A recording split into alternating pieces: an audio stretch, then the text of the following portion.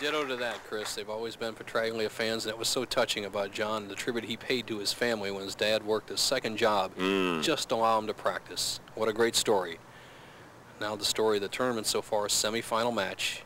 In the last game, Benoit started with 9 in a row as he defeated Big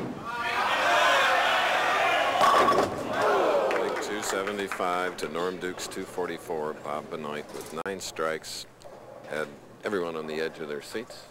You bet. And there he leaves a solid 10. When you're going that good, you think 300 every game, and I'm sure Benoit came out here and leaving a solid 10 right out of the chute.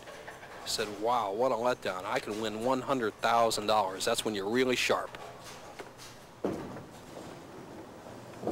Okay. Spare for Bob Benoit in his 3rd match of the afternoon.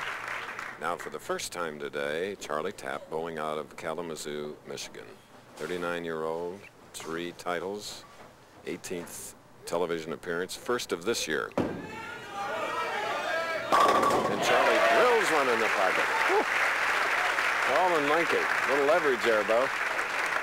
You bet, Chris, and he is really playing a much different shot than the other players. Charlie, a 5-step delivery, but he's throwing almost a straight shot.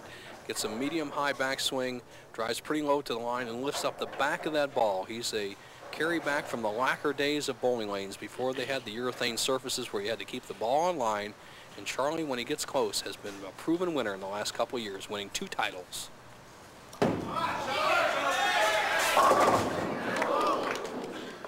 Remember flying back from Seattle, where he'd won his first title. He happened to be on the same flight. And the reception he got in Minneapolis was incredible. Well, he had his own radio show up there at that time, and he had a great following. In fact, he predicted that victory. 1983, he says, I will win my first title. And somewhat visibly nervous while he won it, he still took it. Great victory. And it's good to be in New Jersey. Beautiful landscapes. Shoreline of Point Pleasant and Bay Head, Holmdel, Hunterdon County. And also the home of one of my favorite athletes, Alex Webster. East Brunswick. Great player with the Giants and coach, of course. Bob Benoit, a Dallas Cowboy fan.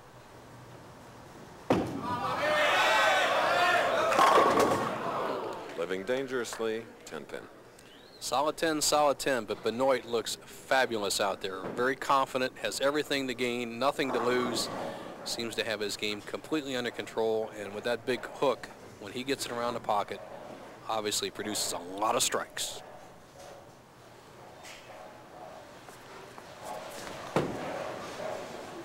All right. Bob Benoit marking his spare. I mentioned the state of New Jersey. I love it.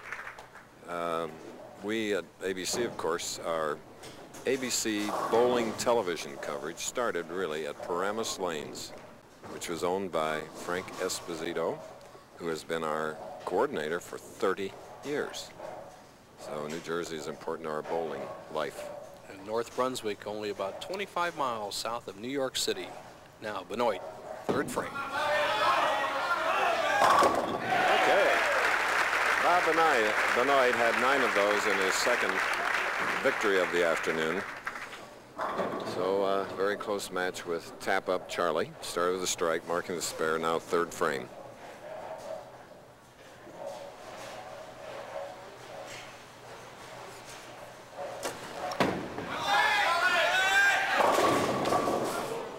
Sliding blind, we have a 210. The 210 split, very makeable for Charlie Tapp. He just needs to get the ball just to the left of the 2-pin. As you see, the ball sliding by the head pin here. And he needs to get the ball just to the left of the head pin there, 2-pin, and slide that 2-pin over into the 10. All right, here's the attempt. About a 3-to-1 shot for the pros. Okay, so it's an open frame for Charlie Tapp. Charlie was to be married today to Marlis Bohr. There she is, a lady professional at 3 o'clock. However, he made the finals, so it's going to be delayed. Hopefully they get a certificate at City Hall in New York. They hope for Tuesday, but Fran and I got our certificate at City Hall in New York, and I think it took a little longer than 2 days. And so good luck. Let's see if Charlie can extend his time on the lanes here. Fourth frame. All right.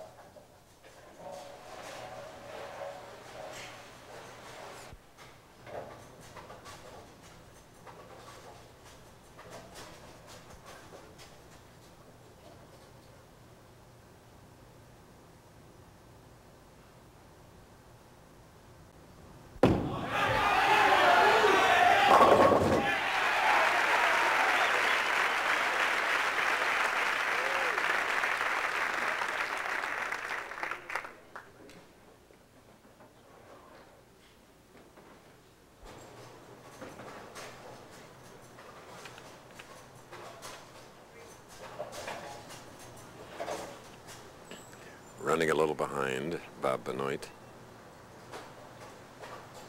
Bowling in the fifth frame, leaving the 2-7-8. Here's his try. Ringing around the 7-pin, giving him 94 through the fifth. He had a 22-pin lead, now only 7. And now to Nelson Burton Jr. Thank you, Chris. Our tournament leader, Pete Weber. Pete, did you expect the scoring to be that high? Well, I mean, after the first game, I thought, geez, they were a little bit easier than that in the practice. And you saw the first game 180, 160, and then all of a sudden scores changed a little bit, 270, 240. So I think the scores are going to go up a little bit more here. Predict the winning score in the last game. Well, they got to shoot 270 to beat me. All right, pretty confident right here. Our tournament leader will be coming up next, Chris. Okay, and with that double, Charlie Tapp has taken a 3-pin lead. Charlie Tapp is 6'4", 180 pounds. He was a touring pro 79 to 83 before winning his first title in Seattle. He left in 87 because of the death of his brother. Then he came back to win 2 titles in 1989.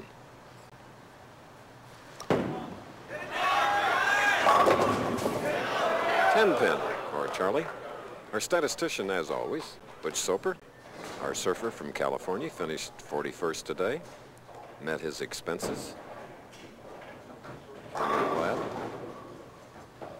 And Pete Weber, to whom Bo just talked, is over. Continuing to practice. You hear the pinfall there as Charlie Tapp up on the left lane, carefully setting himself. Tapp, a real good spare shooter.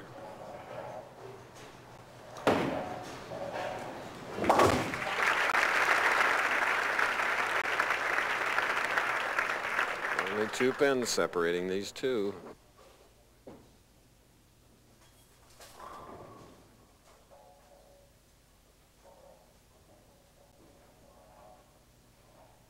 Now Benoit up 6 frame, trails by 2. You